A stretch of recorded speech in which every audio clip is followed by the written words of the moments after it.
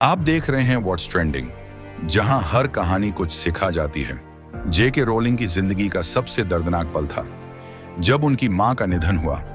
उस वक्त वो सिर्फ 25 साल की थीं। मां की मौत ने उन्हें पूरी तरह तोड़ दिया। ये घटना तब हुई जब उन्होंने हैरी पॉटर लिखना शुरू ही किया था।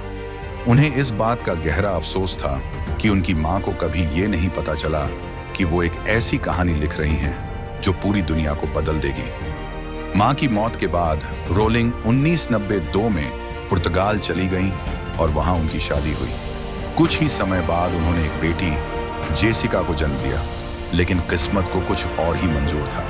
उनकी शादी सिर्फ 13 महीनों में टूट गई। वो अपनी छोटी बेटी और हैरी पॉटर की सिर्फ 3 चैप्टर्स के साथ एडिनबर्ग लौट आई।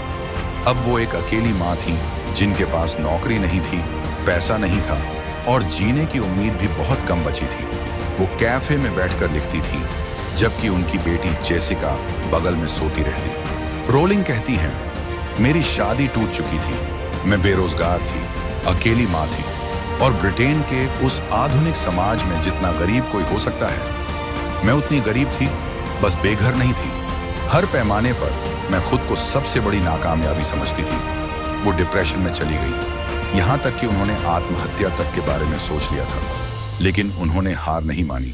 उनके पास कंप्यूटर तक नहीं था, फोटोकॉपी कराने तक के पैसे नहीं थे, तो उन्होंने 90,000 शब्दों वाला पूरा नॉवेल हाथ से बार बार टाइप किया ताकि पब्लिशर्स को भेज सकें।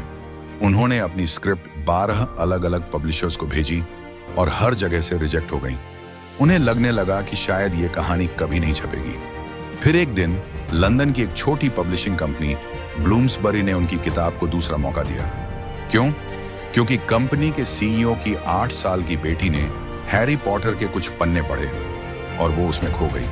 बस यहीं से सब बदल गया। आज हैरी पॉटर सीरीज ने 450 मिलियन से ज्यादा कॉपीज बेची हैं। इस पर फिल्में बनी, इसे दुनिया भर में पुरस्कार मिले और रोलिंग की जिंदगी हमेशा के लिए बदल गई। 2011 में फोर्ब्स ने उनकी नेटवर्थ $1 बिलियन से ज्यादा आंकी।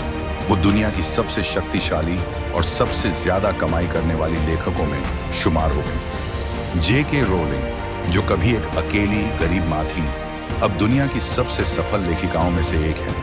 लेकिन ये सब रातों रात नहीं हुआ। उन्होंने रिजेक्शन झेले, दर्द सहा, डिप्रेशन झेला, फिर भी अपनी कहानी पर विश्वास नहीं छोड़ा। अगर आपके पास भी कोई सपना है, कोई जुनून है और बार बार नाकामी मिल रही है, तो हार मत मानिए, क्योंकि क्या पता आप भी इतिहास बना दें। ये थी एक और प्रेरणादायक कहानी सिर्फ व्हाट्स ट्रेंडिंग पर। अगर आपको ये कहानी पसंद आई तो जरूर शेयर करें और हाँ, ये अपने सपनों पर विश्वास रखना मत भूलिए।